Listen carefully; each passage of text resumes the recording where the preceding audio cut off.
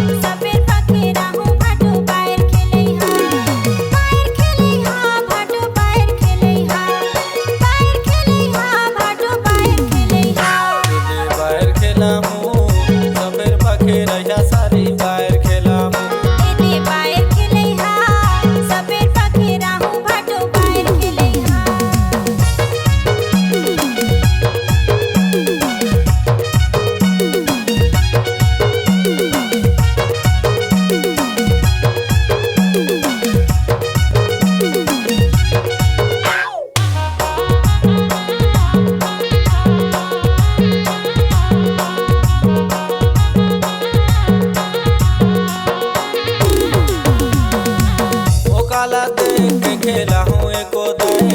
हमर गाँव अया सारी होवत हवे बाए मोकाला देख के खेले हा एको दे तुमन गाँव बाटो होवत हवे बाए मोकाला देख के खेला हूँ एको दे हमर गाँव अया सारी होवत हवे बाए मोकाला देख के खेले हा एको दे तुमन गाँव बाटो होवत हवे बाहर सारी होवत हवे बाए बाटो होवत हवे बाहर खेला हूँ सफेर पखे रहिया सारी बाहर खेला हूँ बाहर खेले हा सफेर पखे राहू बाटो बाहर खेले